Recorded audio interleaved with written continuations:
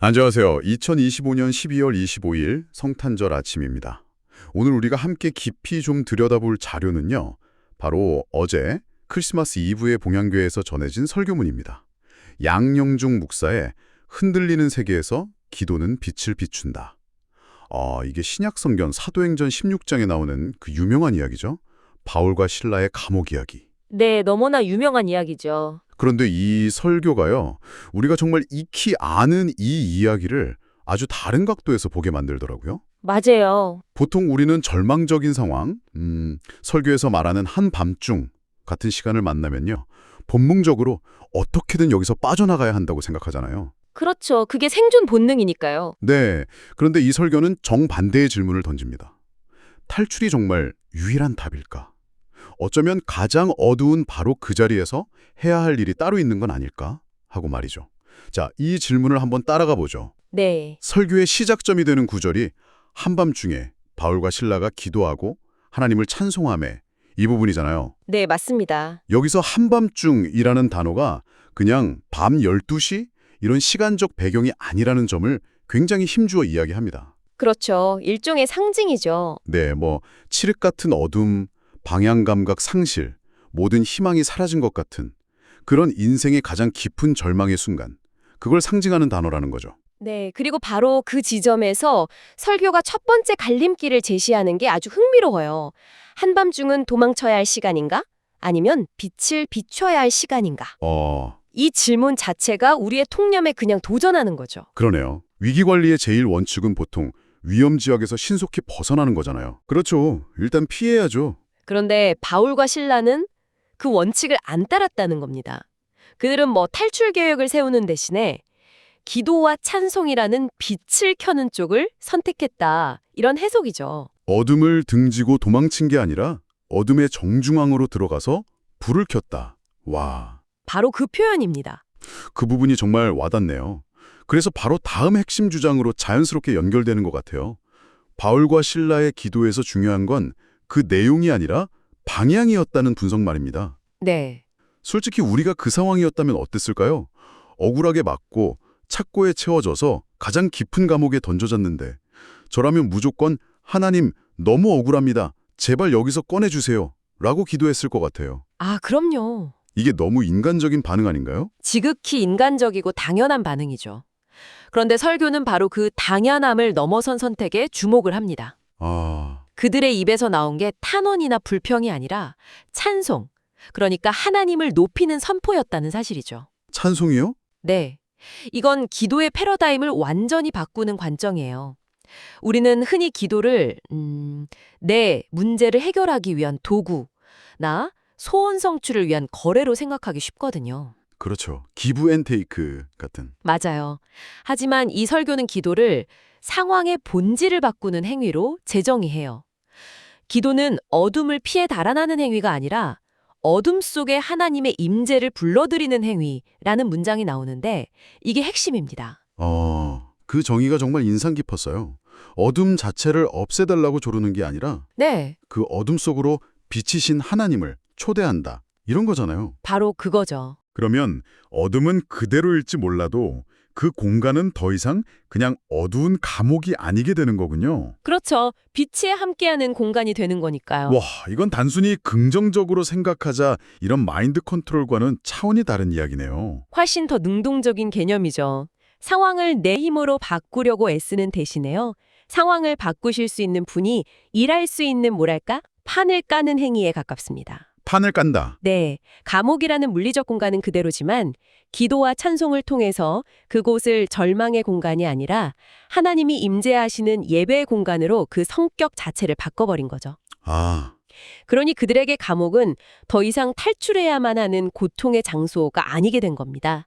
설교의 표현을 빌리자면 한밤중을 견디고 변화시키는 빛을 스스로 켠 셈이에요. 자, 그렇게 그들이 기도의 방향을 바꾸고 공간의 성격을 바꿨을 때 정말 말도 안 되는 일이 벌어지죠. 네, 갑자기 큰 지진이 일어나서 옥문이 다 열리고 모든 사람의 쇠사슬이 풀려버려요. 그렇죠. 이건 영화의 한 장면 같잖아요. 신이 응답한 거죠. 완벽한 탈출 기회.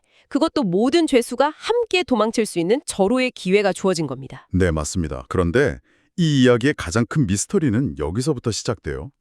바울과 실라가 안 나갑니다. 안 나가죠. 그냥 그 자리에 머물러요. 왜 그랬을까요? 바로 그 지점이 이 설교의 논증을 따라가는데 가장 중요한 분기점입니다. 네. 만약에 그들의 기도 목적이 처음부터 탈출이었다면 네. 문이 열리는 순간 1초도 망설이지 않고 뛰쳐나갔어야 앞뒤가 맞죠. 그게 기도의 응답이니까요. 아, 그렇죠. 응답 받았으니 가야죠. 그런데 그들은 남았습니다. 설교는 그 이유를 아주 명쾌하게 설명해요. 그들의 기도는 탈출이 아니라 사명을 향해 있었기 때문이라는 거죠. 사명이라. 그 감옥 안에서요. 모든 게 끝났다고 생각될 법한 그곳에서요. 그렇습니다. 그들은 하나님이 이 지진을 일으키신 이유가 단순히 우리를 빼내기 위함이 아닐 것이다 라고 생각했다는 거예요. 아, 오히려 이 특별한 상황을 통해 하나님이 무언가 다른 일을 계획하고 계신다고 믿고 그 하나님이 일하실 자리를 지키기로 선택했다는 분석이죠. 자리를 지킨다. 네, 여기서 설교가 내린 정의가 또 한 번 기억에 남아요. 기도는 상황을 빨리 끝내는 도구가 아니라 하나님이 일하실 자리를 지키는 행위라는 말이요. 와, 그러니까 수동적으로 기다리는 게 아니라 하나님의 무대가 될 공간을 확보하는 능동적인 행위라는 거잖아요. 와. 그들의 선택이 결국 엄청난 나비 효과를 불러오잖아요. 바로 그 간수에게 말이죠. 그렇죠. 이 간수의 변화가 이 이야기의 하이라이트인데 설교는 그 극적인 변화의 원인을 우리가 흔히 생각하는 것과 전혀 다른 지점에서 찾고 있더라고요. 맞습니다. 보통은 지진이라는 그 초자연적인 현상에 간수가 충격을 받고 회심했다. 이렇게 단순하게 생각하기 쉽죠. 네, 저도 그렇게 생각했어요. 그런데 설교는 그보다 훨씬 이전에 아주 조용하게 진행되고 있던 중요한 사건에 주목하라고 말합니다. 바로 성경의 그 짧은 구절, 죄수들이 듣더라입니다. 아, 죄수들이 듣더라. 네, 지진이 일어나기 전에 바울과 실라의 기도와 찬송 소리를 다른 죄수들이 듣고 있었다는 거죠. 그러네요. 그리고 죄수들만 들었을까요? 그 감옥의 책임자인 간수 역시 분명히 듣고 있었을 겁니다. 아, 그렇겠네요. 간수는 그저 문을 지키는 사람이 아니라 그 안에서 일어나는 모든 소리와 분위기를 감지하는 사람이었겠군요. 바로 그렇죠. 시끄럽게 원망하고 절규하는 소리가 들려야 할 깊은 감옥에서 한밤중에 찬송 소리가 울려 퍼지는 걸 계속 듣고 있었다. 이건 그에게 어떤 경험이었을까요? 한번 상상해 보세요. 간수의 입장에서 바울과 실라는 그냥 하룻밤 스쳐가는 수많은 죄수 중 하나였을 겁니다. 네? 그런데 그들은 달랐던 거죠. 억울하게 매를 맞고 가장 고통스러운 다리에 갇혔음에도 불구하고 그들의 입에서는 원망이 아닌 노래가 나왔습니다. 와, 이건 간수가 평생 경험해보지 못한 그의 상식으로는 이해할 수 없는 광경이었을 거예요. 그 노랫소리는 단순한 소음이 아니라 그의 마음에 던져지는 질문이었을 겁니다. 저들은 도대체 누구인가? 무엇이 저들을 저렇게 만들었는가? 그렇군요. 그러니까 나중에 간수가 절박하게 외친 내가 어떻게 하여야 구원을 받으리이까? 이 질문이요. 네, 그 유명한 질문. 이게 지진 때문에 갑자기 툭 튀어나온 돌발 질문이 아니었다는 거네요. 바로 그겁니다. 이미 그의 마음속에서 조용히 쌓여가던 질문이 지진이라는 결정적인 사건을 계기로 터져나온 거라는 분석이군요. 정확합니다. 설교는 이 과정을 이렇게 표현해요. 기도와 찬송은 당장 아무 변화도 일으키는 것처럼 보여도 듣는 사람의 마음 가장 깊은 곳에 빛을 차곡차곡 축적합니다. 아, 빛을 축적한다. 그리고 하나님은 그 빛을 터뜨릴 결정적인 순간을 알고 계십니다. 이 통찰이 정말 날카롭죠. 그러네요. 우리의 어떤 선한 행동이나 기도가 아무런 메아리 없이 사라지는 것 같아도 사실은 보이지 않는 곳에서 누군가의 마음에 계속해서 빛을 쌓고 있다는 겁니다. 와, 그러다가 결정적인 순간 그 모든 빛이 한꺼번에 폭발하면서 어둠을 몰아내는 거죠. 간수에게 지진은 공포의 순간이 아니라 마음속에 쌓여왔던 빛이 터져나오는 계시의 순간이었던 셈입니다. 이 추상적인 개념을 정말 손에 잡힐 듯이 설명해주는 비유가 설교에 등장하잖아요. 바로 광산 붕괴 사고 이야기요. 아, 네. 이게 정말 기가 막힌 비유라고 생각했어요. 저도 그 부분에서 무릎을 쳤습니다. 구조대가 붕괴된 광산에 들어갈 때 그들의 첫 번째 목표는 출구를 찾는 게 아니죠. 사람이죠. 네, 바로 사람, 생존자를 찾는 겁니다. 그리고 칠흑 같은 어둠 속에 고립된 생존자에게 가장 중요한 행동은 뭘까요? 불빛. 바로 가지고 있는 작은 불빛이라도 끄지 않고 계속 켜두는 겁니다.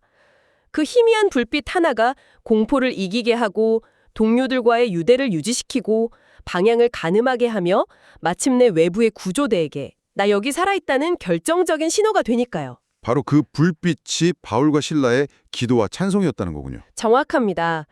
그들이 만약 절망에서 그 빛을 껐다면, 즉 침묵하고 체념했다면 그 감옥은 지진이 일어난 단순한 재난 현장으로 끝났을 겁니다. 그렇죠. 하지만 그들이 포기하지 않고 빛을 켰기 때문에 그곳은 한 간수와 그의 온 가족이 구원받는 구원의 현장이 될 수 있었다는 거죠. 맞습니다.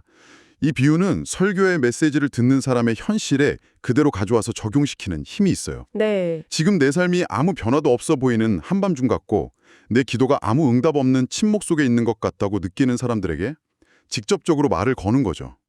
포기하지 말고 당신의 자리에서 빛을 켜십시오. 그 빛은 당신이 생각하는 것보다 훨씬 더 밝게 빛나고 있고 당신은 모르지만 누군가는 그 빛을 간절하게 찾고 있습니다. 라는 격려이자 어찌 보면 사명 선언인 셈입니다. 사실 설교 후반부에서는 오늘날 우리가 살아가는 현실, 특히 신앙을 전하는 현장이 종종 그런 한밤중 같다는 이야기도 하잖아요. 네, 그런 언급이 있었죠. 사람들이 마음을 닫고 있는 것 같고 아무리 노력해도 변화가 없는 것 같아서 쉽게 지치고 포기하게 된다는 거죠. 이제는 안 돼. 시대가 달라졌어. 뭐 이런 체념의 말들이 너무 익숙하고요. 네, 너무 익숙하죠. 그렇죠. 그런데 설교는 바로 그렇기 때문에 지금이야말로 바울과 실라의 전략이 필요하다고 역설합니다. 아, 바로 지금이요. 네, 모두가 어둡다고 말하는 바로 그 한밤중이야말로 작은 불빛인 기도와 찬송이 가장 선명하고 가장 밝게 빛날 수 있는 최적의 시간이라는 겁니다. 밝은 대낮에는 촛불이 아무 힘이 없지만 그렇죠. 칠흑 같은 어둠 속에서는 작은 촛불 하나가 세상을 밝히는 것처럼요. 우리가 지금 서 있는 이 절망적인 자리를 탈출하려고만 애쓸 게 아니라 바로 그 자리에서 빛을 비출 때 하나님이 반드시 일하신다는 약속을 전하고 있는 겁니다. 자, 이 모든 이야기가 오늘 이 방송을 듣고 있는 당신에게는 어떤 의미로 다가오시나요? 설교는 결론적으로 바울과 실라가 켠 그 작은 불빛이 결코 그들 자신만을 위한 것이 아니었다고 정리합니다. 네, 그 빛은 함께 갇혔던 다른 죄수들에게 소망이 되었고 자결하려던 관수의 생명과 그의 온 가족을 구원했죠. 그리고 거기서 그치지 않고 유럽 대륙의 첫 번째 교회인 빌립보 교회가 세워지는 거대한 역사의 시작점이 되었습니다. 작은 불씨 하나가 온 숲을 태우는 것처럼요.